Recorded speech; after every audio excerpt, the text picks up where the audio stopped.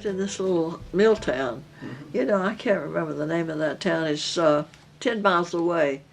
And I can remember it was a mill town. You go across a bridge, and there must have been a mill there. It probably made cloth or hose, because was a hosiery industry, Burlington Mills. Okay. And then Haw River had big cloth, had a big river, but had big cloth industry there.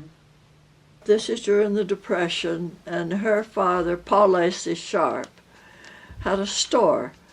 And the people would come in. If they couldn't pay, he would say, "It's okay, just bring me some sweet potatoes or some produce sometime if you have a chance." And they lived in a big they didn't have much money, just like anybody else. Lived in a rambling house, but they did have indoor plumbing, which my father's family didn't have down in Warrington. They had an outhouse.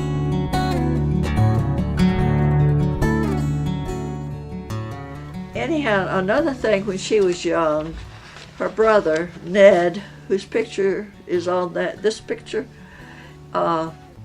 he's about 3 years older than she was, picked up an unloaded gun and killed himself, and the family never got over it. That's Ned. Odd. That's her brother. And my mother. How old would you say they are?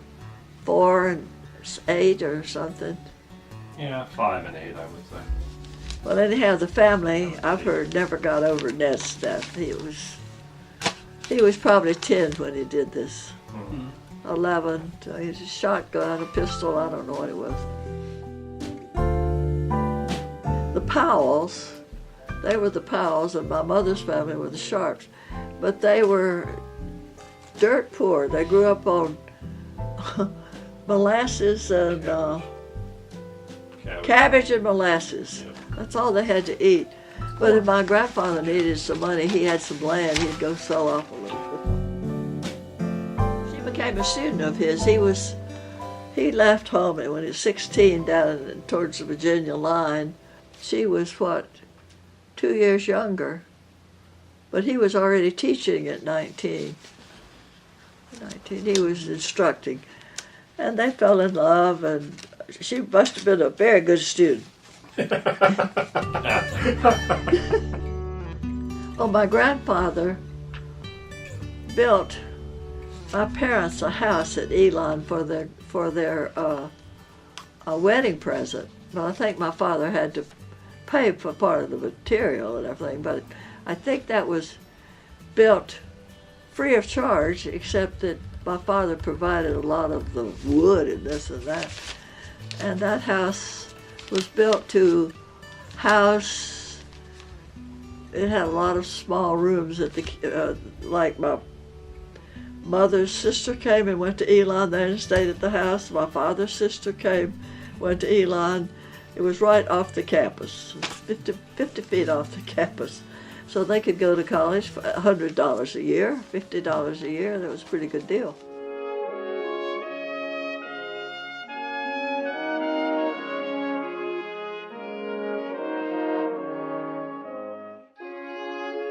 She wore white Indian moccasins. Those, they were sort of plaited up on top. Well, she wore them all the time. Back then, the state of North Carolina gave what they called a blanket certificate, teacher's certificate, and they could teach anything, and Miss Powell could do it. Miss Powell was my mentor, my friend, my teacher, high school teacher. She taught biology, general science, French. She substituted teaching French when we were waiting for Miss Reeves to come. And she graduated at Elon College.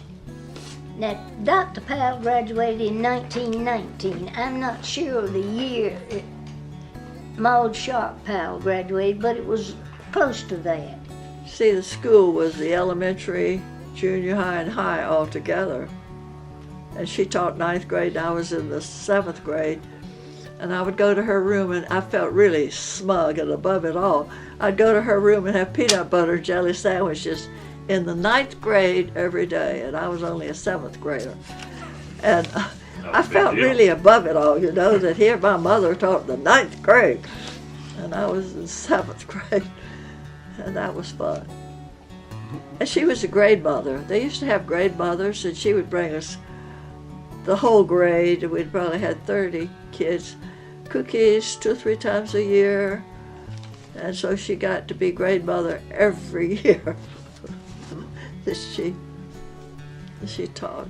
She taught till my brother, till Ed was born. She taught till I was in through the 7th grade.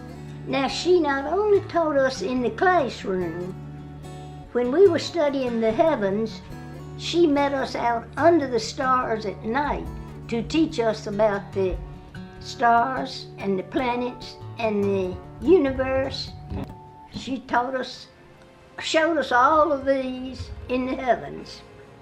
Years later, and people on the street would stop you and me, and they'd say, "Your mother taught me in school." And she was a great teacher. Great person.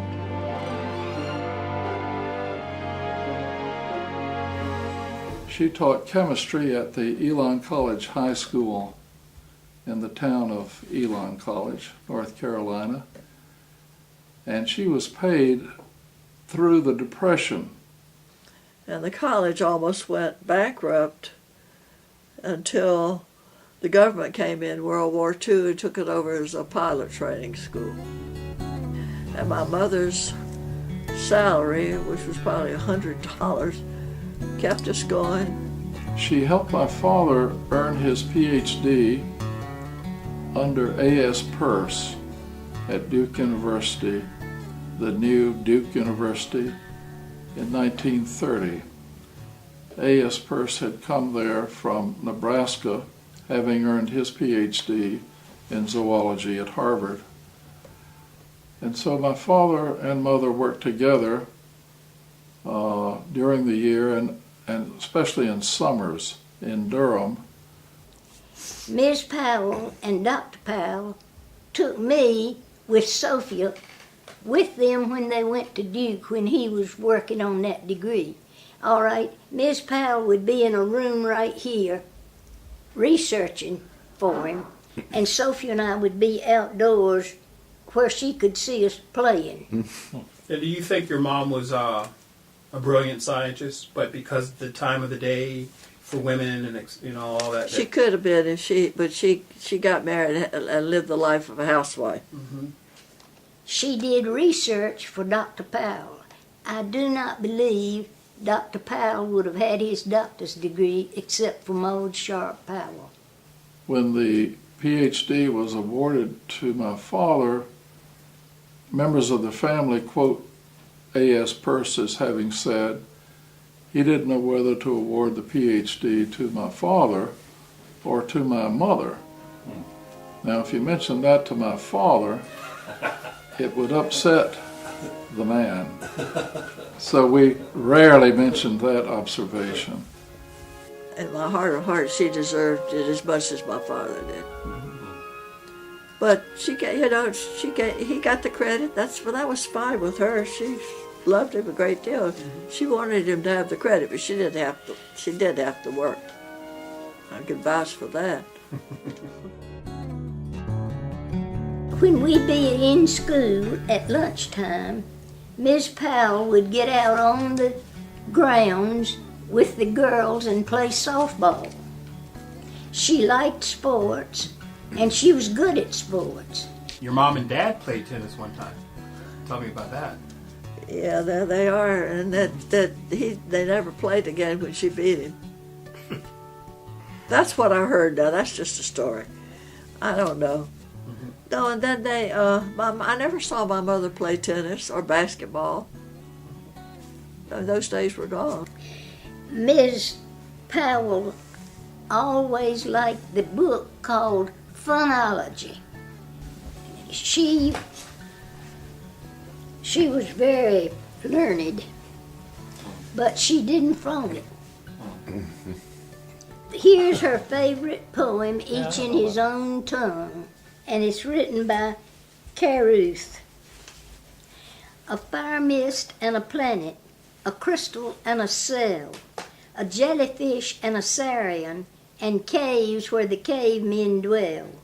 Then a sense of law and beauty, and a face turned from the clod. Some call it evolution, and others call it God. A haze on the far horizon, the infinite tender sky, the ripe, rich tint of the cornfields, and the wild geese flying by. And all over upland and lowland, the charm of the goldenrod. Some of us call it autumn, and others call it love. She liked to quote Shakespeare and poetry. She didn't like yard work, and she didn't like flowers especially. She liked to cook, and she was academically inclined, I guess. Anybody wants to read Shakespeare.